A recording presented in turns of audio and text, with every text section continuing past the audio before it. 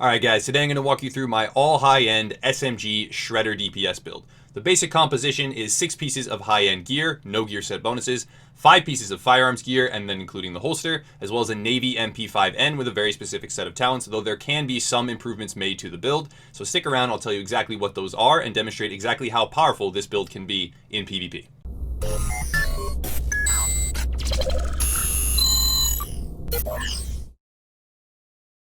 For your chest piece, you're going to run the Reckless Vest. Now, there's a couple key alternatives to this. You can run a Barrett's Bulletproof Vest if you have one. That's a better, substitute. It will increase toughness overall and has more utility. However, Reckless is the best in slot for raw damage output, and the whole theme of this build is the best defense is a good offense. So the best in slot for increasing raw damage and being able to drop enemy agents faster is Reckless. So that's what I'm choosing to showcase in the build. Though if you have a Barrett's Bulletproof Vest or even a Vigorous chest piece that you want to switch out for increased survivability, especially if there's a dedicated healer on your team, feel free to do so. Reckless is just what I am choosing to showcase, but there are different alternatives to the build. Now, for major attributes on the chest piece, I have health and enemy armor damage. I would choose, if possible, to spec enemy armor damage into skill haste. However, this is a legacy chest piece. I do not have access to the skill haste roll on this item. Someone else who finds a chest piece during patch 1.6 will, so that's a notable alternative. Though if you are able to put on enemy armor damage instead of something else, if you don't have access to skill haste like I don't,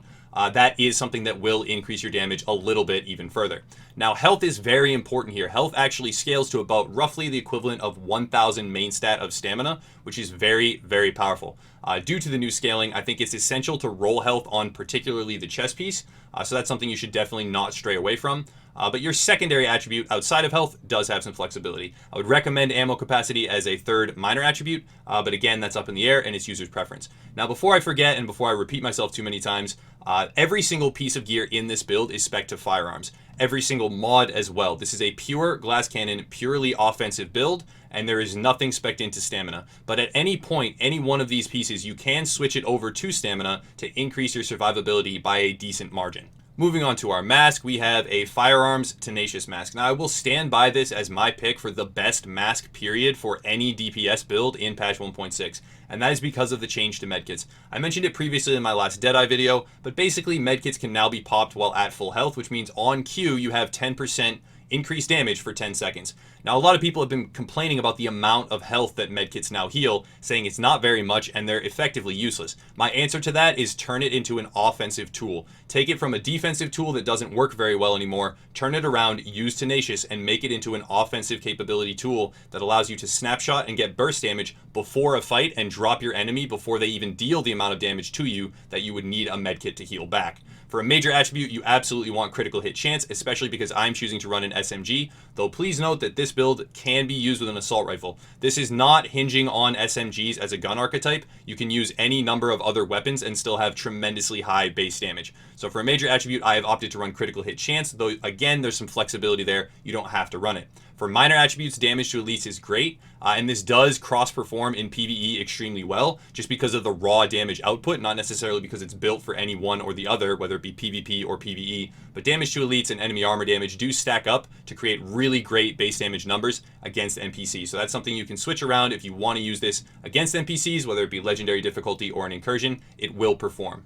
Moving on down to the knee pads, you will note that I am wearing these Shortbow Championship pads, and they are an exotic. This is a rare item, and if you don't have these, it does not matter at all. You can pick whatever other knee pads you have that have the best roll. These are not essential to the build. That being said, it is really nice to have the nearly instant detonation on grenades, so if you do have them, definitely put them on. It's very valuable in PvP especially. Now, for major attributes, you absolutely want health. Now, this is a little bit different. You can re-roll this to critical hit damage, and I actually did run critical hit damage for a couple of games in Last Stand, and I was okay with it. I wasn't against it. It does increase damage further. If you want to go absolutely pure glass cannon DPS, switch this for critical hit damage. It will still perform quite well. But again, 15,000 health is equivalent to about 1,000 main stat of stamina, so it's a little bit too much to pass up here. And rolling health as a major attribute on the knee pads in particular will increase your survivability. For minor attributes, I would always be looking out for shock resistance. Disrupt resistance is great as well as burn resistance, and then damage to elites in the amount that it rolls here is actually tremendously powerful if you're ever going to be participating in a hybrid environment, which is pretty much what everything in the game is. So anytime you will encounter elite enemies, 13% extra damage to elites on the knee pads is a really great thing to have. Jumping over to the high-end backpack, I have opted to run with a specialized bag. Now, here's something to note. You can switch the critical hit damage that I've rolled in the major attribute slot for health. Depending on what you prioritize, whether it be toughness or glass cannon DPS, you can swap out both the knee pads and the backpack to either critical hit damage or raw health. Both are effective. For a minor attribute, I actually would recommend going with a resistance if you do have ammo capacity on your chest piece. You're not going to need that much of it. But if you have ammo capacity, it's definitely not going to hurt you. And again, aim for as high a main stat roll as possible. And since you are spec'd primarily and exclusively into firearms, you're going to get a lot of value out of the specialized talent. You're actually going to get well over 20,000 skill power just from this one talent alone. Our second exotic is the Skulls MC Gloves, and this one is actually essential to the build for one specific reason, and that is the 16% base damage from not having any gear set bonuses active. It does not really matter as much what the major attributes are, though if you have the right set of them, you'll increase your DPS even further. The most important thing is simply having the Skulls MC Gloves and then having that 16% extra base damage. These can be acquired from farming the open world bosses that are scattered around the map. There's a lot of different maps out there on the internet. I would just urge everyone to go, search up one map that marks them all down in the light zone and farm them. This is very easy to acquire. And that's why I'm okay with having a build that requires an exotic item, because I feel like this is the easiest one to get. Again, roll main stat as high as possible in firearms for the glass cannon aspect. You can look at the base damage roll, though there is normalization in the last stand game mode, so this isn't something that's going to matter if you primarily use the build there. However, everywhere else in the game, it will matter, so look for the highest possible armor roll that you can on all gear pieces, unless you are primarily using it in last stand. And for major attributes for this build in particular, I would choose to go with SMG damage, critical hit damage instead of pistol damage, and then critical hit chance. So I would definitely choose to switch pistol damage for about 16 or more % extra critical hit damage, which would help the efficiency of the build. But alas, I didn't have the luck there, so I am stuck with these. However, they are a good set of gloves that does fulfill the build's purposes. Last but certainly not least, we have our high-end holster, and we have opted to run the Nimble talent. Now, this is something I'm still training myself to use, and it is extremely powerful when used properly. I'm still getting in the right mindset and using cover-to-cover moves during combat to heal myself for 2% of my max health for every 1 meter, and there is a couple of clips where I do utilize the talent coming in the gameplay, but it's not something I've gotten in the full mindset yet, and I don't take full advantage of this talent as much as I should be. This is extremely powerful, so anyone that can force themselves to use cover-to-cover moves is going to get great results from this, and I would highly recommend this holster for any PvP or even PvE build, if possible, and if you can really get yourself in that mindset and use those cover-to-cover moves. For a major attribute, you always want health here, except for a couple of exclusive builds where you might roll reload speed or skill haste. Health is going to be the go-to on the holster, and it's a very simple item. You're going to want the highest possible main stats in all 3 categories as well. For my weapon, I've opted to run a Navy MP5N, but it's important to know that this build is not weapon specific. If you want to run a different weapon type, that's totally fine. Just make sure that your Skulls MC gloves have been swapped out for the corresponding main weapon damage type as a major attribute. On my Navy MP5N, I would actually change a couple of things.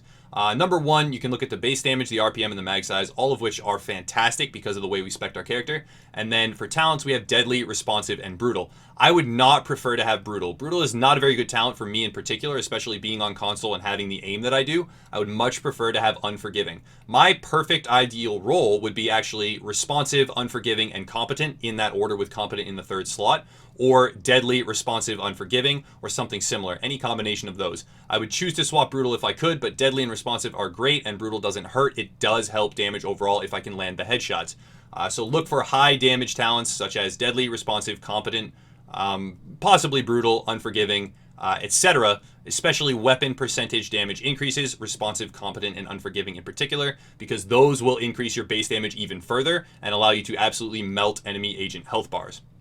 For all of my different gear mods, I am running prototype firearms mods with health. I think this is the best in slot for this build in particular, though it's user's preference if you want to run skill haste instead and pop your heal and your various skills more frequently. For all performance mods, I recommend running First Aid Self-Heal to get more value out of your limited skill power. This will allow your booster shot to heal a lot more than it normally would and gives a tremendous amount of survivability compared to what you would have if you chose to run something else to augment damage. This is the one area where I'm speccing defensively instead of offensively, and the prototype performance mods with 6% First Aid Self-Heal are what I believe to be the best in slot for performance mods. For skills, there's some flexibility. The core component is booster shot. You absolutely need to run this as it increases damage even further and does give you a little bit of survivability due to your performance mods. So absolutely run booster shot. But outside of that, there's much more flexibility. I have opted to run the Scrambler Pulse, and I probably will in most of my PvP builds, just because I always want to make sure that I'm protecting myself from enemy pulses. But you can switch this out for something like a Immunizer or a Support Station overall, and then instantly detonate it for more survivability and more healing. You can definitely switch it out for something like a Seeker Mine if you want to have the utility of that, or a Sticky Bomb. It doesn't really matter. There are options here if you choose to go with something else. For talents, there are options yet again. Now, I would recommend running Triage and or Combat Medic whenever you're in a squad. However, having any other source of cooldown reduction, aka Strike Back, is also very good. Critical Save is powerful. However, since you are using this purely offensively and you are popping medkits at the beginning of fights most often, this may not be the best talent for the build, though it is something that can give a lot of value. If you want to switch that out, you can go for something like One is None. If you land the headshots, this will just increase damage even further. And if you are opting to not run a pulse, you can swap out for something like Precision. This will again increase your critical hit chance and critical hit damage. I would highly recommend having On the Move, as downed enemy agents are very easy to kill with this build while hip firing, and you can trigger On the Move essentially at will in most encounters. As we get into the gameplay, I want to show you the raw damage potential. As you can see there, I'm at 26.9k base damage before even snapshotting, and when I do pop Tenacious and Booster Shot, look at my damage. I go up to 32.3k on a Navy MP5N base damage, and my primary DPS on the meter is actually up at about 550,000. I can annihilate enemy players. I can actually melt them faster than I've ever seen a build melt players to date in the game, though I'm sure that someone out there is possibly running a better version of this build, or a slightly different one that has higher base damage. This is what I've found to be the best DPS build so far for SMGs in patch 1.6. Though, let's be real, the meta is evolving on a daily basis, so it probably will change. As you can see there, dealing tremendous amounts of damage. The typical scenario that ends up happening when I'm using this build in PvP, especially in Last Stand, is that I end up spawn trapping the enemy because the raw damage output is so much more than their typical heal rotation can, incorporate. A lot of enemies are not using or having a dedicated healer in their squad, and that allows you to just deal way too much damage. They have no way to deal with it, and since you're surrendering your medkit to a purely offensive capability, you're actually, ahead of the curve with this build in particular, because you can watch enemies try to mitigate your insane damage with their own medkits, and it just doesn't heal for as much as it could. It doesn't heal for as much as it should in my eyes, and you're able to just melt them down insanely quickly. It's a really solid build. I like it a lot. It's the best way that I've found, again, to make SMGs viable, and they are tremendously strong in this iteration of the game. Especially right now, I think there is viable build diversity. I've actually picked up about 6 or 8 builds so far that felt like they were usable and could be fun, and I could support my team in a good capacity. There's no one build that stands out to me as being hands down better than all the rest. All of them perform different roles to different degrees of success. I think it's very, very powerful to have an SMG dealing over 30,000 base damage situationally. I think you can melt down a lot of players, and again, in someone else's hands where they can hit their headshots, in someone else's hands where they're more on point using nimble, etc., they're going to be able to do a lot more damage than me and actually annihilate entire enemy teams. But I think the potential for your build to do that should be there. If they're not going to counter your gameplay tactically, then you should be able to punish that and completely destroy enemy agents.